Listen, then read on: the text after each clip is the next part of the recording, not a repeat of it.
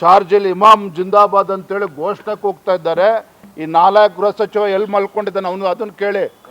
ಇಂಥವ್ರನ್ನ ಹಿಡ್ಕೊಂಡು ಇವತ್ತು ಗೃಹ ಸಚಿವರು ಇಂಥ ಬೆಂಕಿ ಹತ್ತಕ್ಕಂಥ ಕೆಲಸಕ್ಕೆ ಇನ್ಯಾರು ಬೇಡ, ಪ್ರಿಯಾಂಕಾ ಖರ್ಗೆ ಅಂತವ್ರು ಇನ್ನೊಂದಿಬ್ರು ಹುಡ್ಕೊಂಡ್ರೆ ಸಾಕು ಈ ದೇಶದಲ್ಲಿ. ಇವತ್ತೇನು ಧರ್ಮೇಂದ್ರ ಪ್ರಧಾನ್ ಅವರು ರಾಜೀನಾಮೆ ಕೊಟ್ಟಿದ್ದಾರೆ. ಇದು ಕಾಂಗ್ರೆಸ್ ಪಕ್ಷದ ಗೆಲುವು ಅಲ್ಲ, CJP ಗೆಲುವು ಅಲ್ಲ. ಕೇಂದ್ರ ಸಚಿವರಾಗಿದ್ದಂತಹ ಧರ್ಮೇಂದ್ರ ಪ್ರಧಾನ್ ರವರು ನೀಟ್ ವಿಚಾರದಲ್ಲಿ ತಮ್ಮ ರಾಜೀನಾಮೆಯನ್ನು ಸಲ್ಲಿಸಿದ್ದಾರೆ. ದೃಶ್ಯ ಮಾಧ್ಯಮಗಳಲ್ಲಿ ಕಾಂಗ್ರೆಸ್ ನಾಯಕರ ಹೇಳಿಕೆಗಳನ್ನು ನಾನು ಗಮನಿಸ್ತಾ ಇದ್ದೇನೆ. ತಮ್ಮ ಹೋರಾಟಕ್ಕೆ ಸಂದಿರ್ತಕ್ಕಂಥ ಗೆಲುವು ಅಂಥೇಳಿ ರಾಹುಲ್ ಗಾಂಧಿ, ಪ್ರಿಯಾಂಕಾ ಗಾಂಧಿ ಆದಿಯಾಗಿ ರಾಜ್ಯದ ಕಾಂಗ್ರೆಸ್ ಪುಡಾರಿಗಳು ಕೂಡ ಹೇಳಿಕೆಗಳನ್ನು ನೀಡ್ತಾ ಇದ್ದಾರೆ, ತಮ್ಮ ಹೋರಾಟದ ಗೆಲುವು ಅಂತೇಳಿ. ಮತ್ತೊಂದು ಕಡೆ ಇದು ಕಾಂಗ್ರೆಸ್ ಪಕ್ಷದ ಗೆಲುವು ಅಥವಾ CJPಯ ಗೆಲುವು ಅಂತೇಳಿ ಅದು ಕೂಡ ಚರ್ಚೆ ನಡೀತಾ ಇದೆ ಬೇರೆ ಬೇರೆ TV ಚಾನೆಲ್ಗಳಲ್ಲಿ. ನಾನು ಹೇಳ್ತಾ ಇದ್ದೇನೆ, ಧರ್ಮೇಂದ್ರ ಪ್ರಧಾನ್ ರವರು ತಮ್ಮ ಜೀವನದುದ್ದಕ್ಕೂ ಸಹ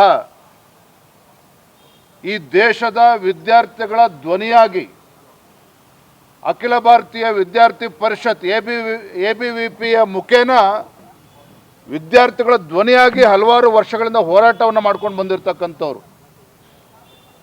ದುರಾದೃಷ್ಟ ಇವತ್ತು ನೀಟ್ ಪ್ರಶ್ನೆ ಪತ್ರಿಕೆ ಲೀಕ್ ಆಗಿರುವಂಥದ್ದು, 20ಕ್ಕೂ ಹೆಚ್ಚು ವಿದ್ಯಾರ್ಥಿಗಳು ಆತ್ಮಹತ್ಯೆ ಮಾಡ್ಕೊಂಡಿರ್ತಕ್ಕಂಥದ್ದು, ಇದು ಯಾರೂ ಕೂಡ ಒಪ್ಕೊಳ್ತಕ್ಕಂಥ ಪ್ರಶ್ನೆ ಎಲ್ಲ ನೋವು ತಂದಿರುವಂಥ ಸಂಗತಿ.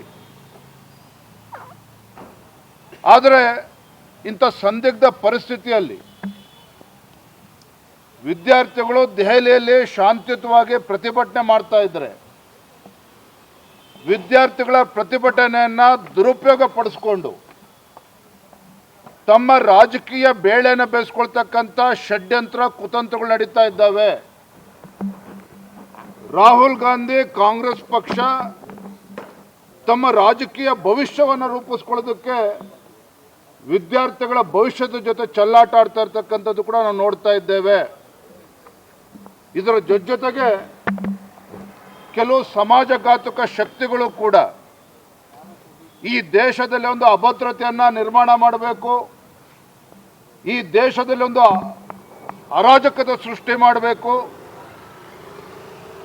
ಇದನ್ನು ನಾನು ಹೇಳ್ತಾ ಇಲ್ಲ, ವಾಂಗ್ಚುಕ್ ಅವರು ತಮ್ಮ ಉಪವಾಸ ಸತ್ಯಾಗ್ರಹದಿಂದ ಹಿಂದೆ ಸರಿಬೇಕಾದ್ರೆ ಇದನ್ನು ಕೂಡ ಅವ್ರು ಹೇಳಿದ್ದಾರೆ.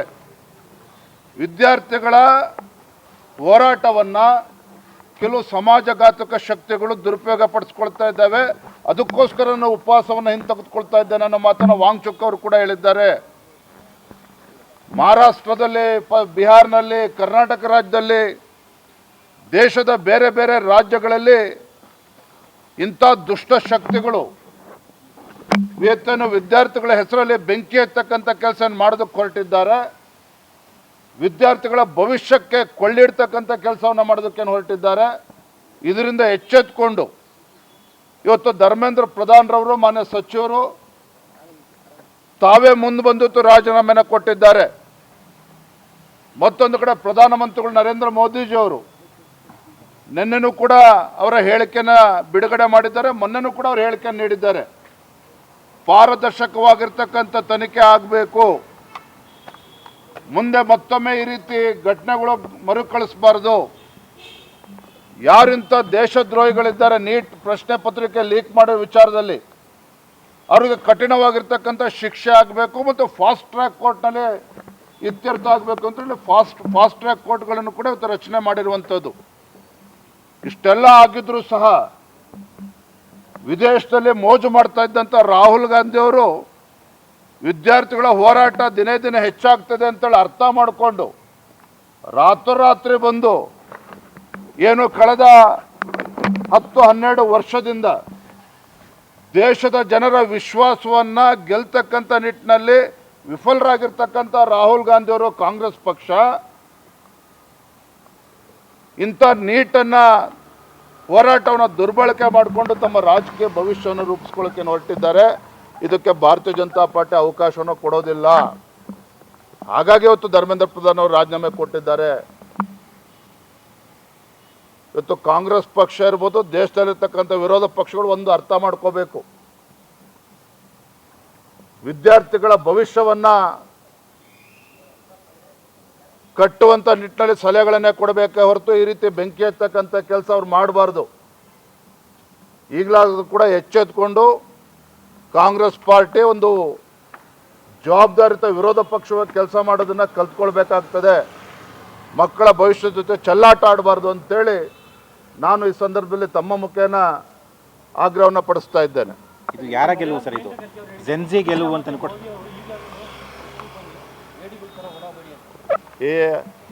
ಅವನ್ಯಾರ್ರಿ ಪ್ರಿಯಾಂಕಾ ಖರ್ಗೆ?